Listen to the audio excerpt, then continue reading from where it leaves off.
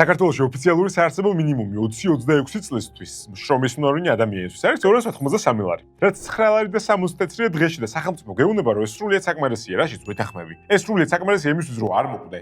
აბა, სხვა რა გინდა. და ამასობაში დაბადებიდან ყოველთვე 10 თეთრის გადადებას თუ დაიწყებ, გარდაცვალების მერე დასამარხი ფულით შეგროვებული გექნება. შენ შთამომავლობას რო არ მოუწიოს თავისი საარსებო მინიმუმიდან შენ დამარხვაზე ფიქრე. ისე საქსტატი რო ისე და იყენებს 2003 წელს მეთოდოლოგიას, რომელიც გათვლილია ეს თანხა იმაზე, რომ არ მოკვდე. ამას ქვია ენერგეტიკულად საკმარისი დიეტა. ანუ წარმოიდგინე შენი ორგანიზმი არის ზვირადღირებული ძრავი, რომელშიც შენ ყველაზე ნაგავს საწვავს ასხამ, იმიტომ რომ დღეს მაინც დაიქოქოს და ხვალ თუ არ დაიქოქება, მოკდომია პატრონი. და მე როგორც გამართული ძრავის მქონე პერსონალიზებული ნუტრიციოლოგიის ერთ-ერთი მაგისტრი ჩვენ ქვეყანაში დღეს მოგიყვები. საერთოდ რაში გეყოფა 9 და 64, რა გიჯდება 1 გრამით ცილა ცხიმი და ნახევარწელს შევსება და ეს ყველაფერი როგორ უნდა დააბალანსო. მოკლედ შევთანხმდით რომ დასახარჯი 9 ლარი და 64 გვაქვს. ისე რომ იცოდე სახელმწიფო ამით ორ რამეს გეუბნება. პირველი, ჯერ ერთი ადგილი გაანძრია და მეტი გექნებაო და მეორე, ცოდნა მიიღე და ამ ფასში ნუტრიენტებს დააბალანსებო. მე ერთ ადგილს ვერ გაგანძრევინებ, ამიტომ მინიმალურ ცოდნას მაინც მოგცემ, როგორ გადაანაწილო ეს თანხა. და როცა დღეში მხოლოდ 9 ლარი და 64 გვაქვს დასახარჯად ყვებაზე, ეს ნიშნავს რომ შენ იბრძვი პრიმიტიულ შიმშილს. შენთვის თავარი არა კეთილდღეობა და ჯანმრთელობა, არამედ მხოლოდ გადარჩენაა.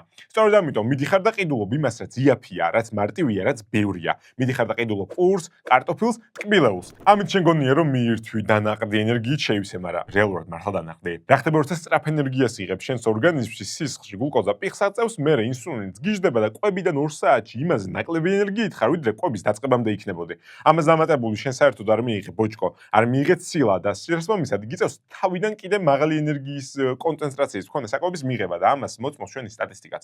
ყოველი მეორე ქართველი დღეს რეალურად ჭარბწონიანიან სიმსუქნის მქონეა. ხორცი ძვირიაო და არ ყიდულობ, მიდიხარ ყიდულობ პურს, მაკარონს, კარაქს უშე. კარაქს ვერ ყიდულობ ყველაში.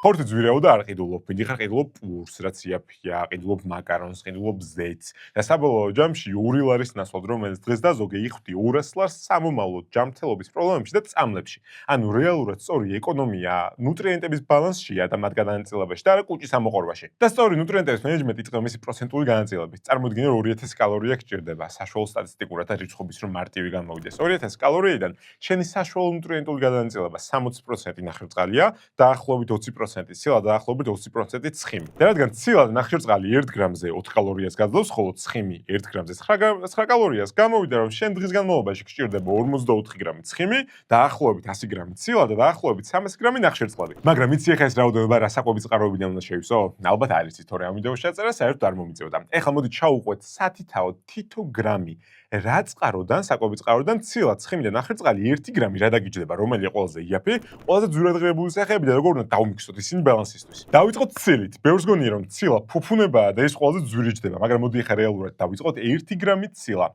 რა საკვების წყაროდან რა გიჯდება და რომელია უკეთესი. ყველაზე იაფი წყარო არის ჩვენთვის ქათმის ფილე, სადაც 1 გრამი ცილა 6.3 თეთრი ჯდება. მერე მოდის კვერცხი, სადაც 1 გრამი ცილა 10.3 თეთრია და მერე მოდის საქონლის რბილი ხორცი, სადაც 1 გრამი ცილა 14.5 თეთრია. ხობას ხედავ, საქონლიდან მიღებული ცილა თითქმის 2.5 ჯერ მეტი გიჯდება, ვიდრე ქათმისგან მიღებული ცილა. მერე მეტყვი ძმაო საქონლის გარეშე ცხოვრებას რა აზრი აქვს, მაგრამ მესმის შედი, მაგრამ ამასობაში ეს სუბიექტური შეხედულებაა. ხშირ შემთხვევაში ქათამი ცილის კუთხით მაინც იგივეს თუ უკეთეს წყაროს არ აასრულებს შენ კვების რაციონში. მაგრამ გავაგზავნოთ. თუ შენ 100 გრამი ცილა გჭირდება, ეს ნიშნავს იმას, რომ საერთო ჯამში ცილის წყაროების შესავსება დღეში დაგიჯდება 6 ლარი და 30 თეთრი. ჩვენი 9 ლარი და 40 თეთრიდან. თუ 9 და 60 იყო. 20 თეთრი გამოვტოვე. 6 ლარი და 30 თეთრი შევავსე და ეხლა რას უყობი? დარჩენილ ჩვენ ბიუჯეტს მთელ 3.30 ლარს. რას უკეთებ და ნახევარწყლების შესავსებად ვიყენებთ, რომელიც პროცენტულად ჩვენს რაციონში ყველაზე მეტი უნდა იყოს. ეხლა ჩავხედოთ 1 გრამი ნახევარწყალი რა წყაროებიდან რა ჯდება. პირველი, ყველაზე მარტივი და იაფი წყარო 1 გრამი ნახევარწყალს არის თეთრი პური, სადაც 1 გრამი ნახევარწყალი 0.52 თეთრი ჯდება. მერე მოდის შვრია, სადაც 1 გრამი ნახევარწყალი 0.78 თეთრი ჯდება და მერე მოდის ლობიო, სადაც 1 გრამი ნახევარწყალი 1.5 თეთრი ჯდება. და ეს ერთ შეხედვით ძვირია, მაგრამ ლობიოს თუ მიიღებ, იცოდე რომ ეს ცილის კარგი წყაროც არის და მერე ქათმის ფინანსებში შეგეშველება. მაგრამ მიუხედავად იმისა, რომ პური ყველაზე იაფი ნახევარწყლების წყაროა, პური, თეთრი პური არის ყველაზე ძვირი ბოჭკოს წყარო, რომელიც ჩვენ 2000 კალორიაში დაახლოებით 28 გრამი გჭირდება.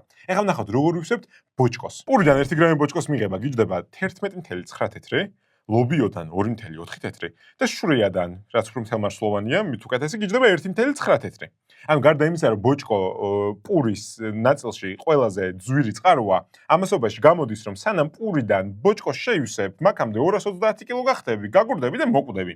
ანუ რეალურად პური უნდა ჩავანაცვლოთ, შემოვა შვრია, შემოვა ლობიო, რომელიც ბოჭკოს ის შეგვისებს ამ 2000 კალორიაში, ბევრი წვალება არ დაგჭირდება. მაგრამ ეხლა მკითხავ, ბოჭკო ახსენე და ბოსტნეულმა რა დაგიშავაო? აი, ეს არის ძალიან საინტერესო ნაწილი. რა გახსენება ბოსტნეულში ყველაზე ცნობილი ჯანსაღყვებაში? ბროკოლი. ეხლა ვნახოთ რა ჯდება ბოსტნეულისგან 1 გრამი ბოჭკოს მიღება. დავიწყოთ ბროკოლით, რომელიც ყველაზე ძვირი წყაროა ბოჭკოში, იმიტომ რომ 7.9 ლარი ღირს დაახლოებით 1 კილოგრამი ბროკოლი, 100 გრამი ბროკოლი 2.6 გრამ ბოჭკოს გაძლევს. შესაბამისად, 1 გრამი ბოჭკო ბროკოლისგან 30.3 თეთრი გიჯდება. მე კითხვას დასვამ, რა თქმა ბროკოლი წავალ სხვა ბოსტნეულს შევჭამ, უფრო იაფია, კიტრი, პომიდორიო. რას უკაცრავად?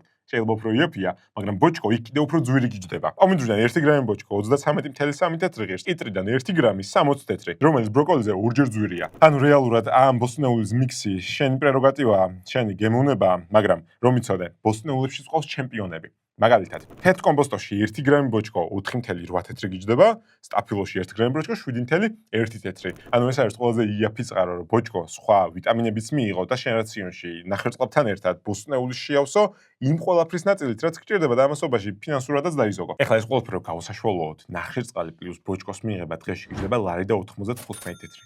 და ეს რა თქმა უნდა პირობითი რიცხვია, რეალობა, სიმართლე მარკეტებში და ბაზრობაში იმალება, რომ ვიდეოსაც ცოტა ხანში ჩაგიწერ. მაგრამ ეხლა გავუყვეთ ჩვენ ჰიპოთეტურ დოგმატურ სამყაროს და დარჩენილი ლარი და 35 თეთრი ცხიმებზე გადავანაწილოთ.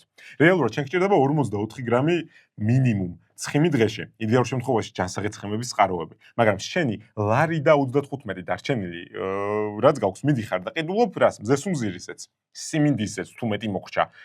ბიუჯეტში მოიგე, მაგრამ ამასობაში შენი ორგანიზმი შეავსე ომეგა-6 ძირითადად ცხიმოვანი მჟავებით. 1 გრამი ცხიმი ზესუმზირისეთისგან 0.6 თეთრი გიჯდება, რომელიც იდეალური ბიუჯეტური გადაწყვეტილებაა, მაგრამ შენ დარჩენილ ლარი და 35-ში ყიდულობ ანთებით პროცესებს შენ საჭმელებელ სისტემაში, ანთებით პროცესებს კანში, დაბერების წინასწარ განწყობას. მოკლედ, ყველაფერს ცუდს, მაშინ როცა დასაბალანსებად გჭირდება ჯანსაღი ცხიმოვანი მჟავები უფრო მეტი, ომეგა-6, ნახსოვად ომეგა-3 ომეგა-9. ეხლა ვნახოთ, სად ხვდებით ამ წყაროებს, ერთ-ერთი ყველაზე ცნობილი შენთვის და ფრონტსკი ბოსტნეული ნახევარწყალი არის ცხიმის წყარო ავოკადო. 1 გრამი ცხიმი ავოკადოსგან გიჯდება 10 თეთრი. უფრო ბიუჯეტური ვერსიებიც გვაქვს მაგალითად, სელის თესლიან, სელის თესლის ზეთი, უფრო ძვირად ღირებული წყარო, სელის თესლიდან 4.8 თეთრი გიჯდება 1 გრამი ცხიმის მიღება. ანუ ყველაზე იაფია ინტრო დავთვალოთ, მინიმუმ 2 ლარი და 11 თეთრი გჭირდება ცხიმის შესავსებად.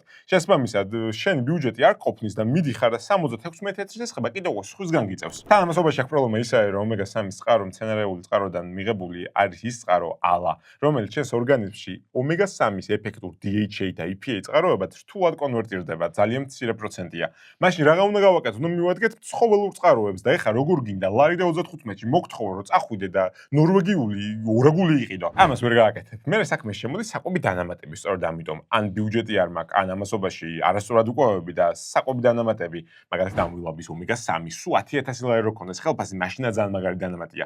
ეხა ჰიპოთეტურ სამყაროში ვარ და სახელმწიფომ თუ დაგითვალა 14%-იანი ფასდაკლებით იყიდის ეს ხალხი ძირითად პროდუქტებს და მაგიტო 9.63 ეყოფაო. მეც რო დაგითვალო ჰიპოთეტური ფასდაკლება PSP-ში 60%-იანი ფასდაკლებით ამვილობი იყიდეთ, თუ არ შეიძლება? შეიძლება თან ხშირად დაგთხოვო ფასდაკლებები და რაღაცას მოახერხებ. ანუ რეალურად დღეში რო გადადო რამდენიმე თეთრი, საკვები დანამატის ყიდვა და იქით ომეგა-3 შევსება უფრო იაფი და ბიუჯეტური წყარო იქნება, ვიდრე ნორვეგიული ორაგულიდან. ეხლა იფიქრებ, მისტერ ნუტრიშენ, ამდენი ქათამი რანაირად ვჭამო დღეში? ან ყოველ დღე შვრიის ჭამა რა უბედურება ბოჭკო შეავსებადო და მოყვები. ეხლა რასაც გეუბნები, ეს ყველაფერი არის ჰიპოთეტური გადათვლა და შევთანხმდეთ, რომ 9 ლარი და 60 თეთრით 10 ლარით დღეში სრულყოფილი ჯანსაღი ყვება წარმოუდგენელია, მაგრამ რაზეც ვიდავებ არის ის, რომ ორჯერ მეტი ბიუჯეტით 15-20 ლარით რეალური ჯანსაღი ყვება მიღწევადია და ამას დავამტკიცებ მარკეტებში და ბაზრობაზე რამდენიმე კვირაში მომდენო ვიდეოში. მაგრამ ეხლა ცოტა გულის დასამშვიდებელი შეჯამება რომ გავაკეთოთ. ფარი მინიმუმი რაც შეგიძლია ამ თანხაში გააკეთო არის ცილა, შეივსო 200 გრამი ქათმის ფილით და დამატებული 2 ცალი კვერცხი დღის განმავლობაში. ამასობაში ბოჭკო და ნახევარწყლებისთვის მიიღო ლობიო, მიიღო შვრია, მიიღო კომბოსტო და სტაფილო, ბევრი ვიტამინების და ბოჭკოსთვის. და ეს ომეგა-3 კიდე რა ხდა უნდა გაგიშვა მაინდა რომელიც დანამატში, იმიტომ რომ ამ ფასში ჯანსაღწმების მიღება თითქმის გამორიცხულია. ეხლა ხუმრობა იქით იყოს და სანამ თითის გაშვერას დავიწყებთ, უნდა რეალურად კითხვა დავსვათ. რა მიჯდება ყველაზე ძვირი? ყველაზე ძვირი მიჯდება არა ჯანსაღი ყვება, არამედ უცოდინრობა. იმიტომ რეალურად თვითონ კითხვას რა მიჯდება ერთი გამოძახებული junk food-ი 15-20 ლარი და რა შემიძლია მის ფასად ჯანსაღი მივიღო, იცოდე რომ შენ წააგებ შენივე ლოგიკაში. ამიტომ ყველაზე დიდი დანახარჯი და ყველაზე დიდი პრობლემა ბიუჯეტი შენი უცოდინრობაა და სანამ თიც გაიშვერ დაფიქრდი საერთი შვერ თიც და მე შენ ადგილას სადაც გავიშვერი თიც იქნებოდა ეს QR კოდი. სადაც შემოვხვიდოდი და ასკანერებდი და გადმოგიყვანდა მინი კურსზე. ამ მინი კურსში კიდევ უფრო ცლად დაგვხვდება ჩაშლა საქართველოში ჯანსაღი ყვების ფასის. თუმცა ყველაფერი წინ გვაქვს, ამიტომ შენი კომენტარი, ლინკი ნახე აღწერაში და მომდევნო ვიდეოში შევხვდებით.